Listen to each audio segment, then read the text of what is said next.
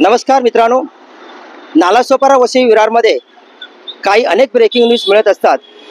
आजच तुम्ही पाहिलं असेल की नालासोपारा वसई विरारमध्ये आपण ज्यावेळी पागितलं नगर रचना विभागाचे वायस रेड्डी यांच्यावरती ईडीची धाड पडल्यानंतर आज जवळजवळ 16 जागेवरती महानगरपालिकेच्या संपर्कात किंवा महानगरपालिकेमध्ये काम करत असलेले आणि त्यांच्या सानिध्यात असलेले अनेकशे आर्किटेक्ट यांच्यावरती आज ईडीचे छापे 16 जागेवरती पडलेले आहेत। नालासोपारा वसई विरार महानगरपालिका क्षेत्रामध्ये आपण पाहिलं असेल की आपण आता सोपारा उघडी जे ब्रिज आहे या ब्रिजवरती उभे आहोत। आपण यापूर्वी आपल्याला जानेवारी महिन्यामध्ये एक व्हिडिओ दाखवला होता। हा व्हिडिओ ह्यासाठी दाखवला होता की ह्या ब्रिजचं काम लवकरात लवकर व्हावं, या नदीवरचं जे ब्रिज आहे त्याचं काम लवकरात लवकर व्हावं। ज्यावेळी अधिकाऱ्यांशी संपर्क केला होता त्यावेळी त्याने आपल्याला असं निवेदन केलं होतं की आपल्याला हे काम वाढीव मुदत देऊन सुद्धा मे महिन्यामध्ये 30 मेच्या आसपास पूर्ण होईल, परंतु 30 मेला हे काम पूर्ण झालं नाही। यानंतर वाढीव त्यांना आणखी मुदत दिली गेली। हे काम 30 जूनपर्यंत याचं ओपनिंग होईल असं सांगण्यात आलं होतं अधिकाऱ्यांना। परंतु आश्चर्याची गोष्ट म्हणजे 2 वर्षापूर्वी या ठेकेदाराला हे काम दिलं होतं आणि त्यावेळी त्याची अंदाजी रक्कम जी होती ती 3,24,05,000 समथिंग होती। पण आताची सिच्युएशन अशी आहे की जेणेकरून हे काम वाढीव बिलाच्या माध्यमातून जवळजवळ 9 करोडपर्यंत गेलेलं आहे असं मिळालेल्या माहितीनुसार आणि कागदपत्र सांगत आहेत। म्हणजे याचा अर्थ वसई विरार शहर महानगरपालिका नागरिकांची आणि करदात्यांची किती दिशाभूल करत आहेत। परंतु ह्या ठेकेदाराला ज्यावेळी काम दिलं असं त्यांनी वेळेत ते काम चालू नाही केलं होतं, तरी पण अशा ठेकेदारांना महानगरपालिका काळ्या यादीत न टाकता यांचे महानगरपालिकेचे हे जावई आहेत का की यांना 9 करोडपर्यंत ते काम वाढवून देऊन काम चालू आहे। आता रात्रंदिवसभर काम चालू आहे।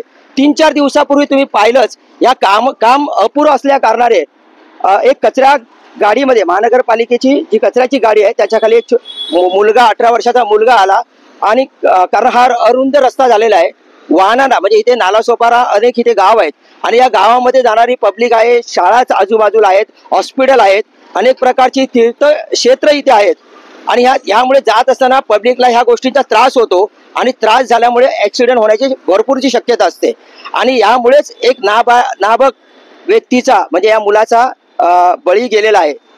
महानगरपालिका आता जे काम चालू आहे हे काम किती दिवसामध्ये तुम्ही पाहू शकता, मी तुम्हाला दाखवतो किती दिवसामध्ये हे महानगरपालिका काम पूर्ण करून ठेकेदाराकडून घेणार आहेत आणि असे किती ठेकेदार आहेत ज्यांना काळ्या यादीमध्ये टाकण्याची गरज आहे।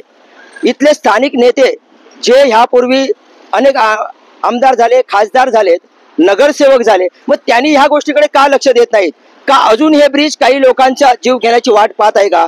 कारण प्रत्येक काम बळी गेल्याशिवाय होणारच नाहीये का? असं नालासोपारा वसई विरारचे जे आपले आयुक्त कुमार पवार यांना हा समाजाच्या वतीने सवाल विचारला जातोय। या ठेकेदाराची लवकरात लवकर चौकशी करून त्याचं पेमेंट स्टॉप करण्यासाठी पण लेटर दिलेलं आहे। पत्रव्यवहार अनेक जागेवरून अनेक लोकांनी केलेले आहेत, तरी पण हे काम पूर्ववत का होत नाही?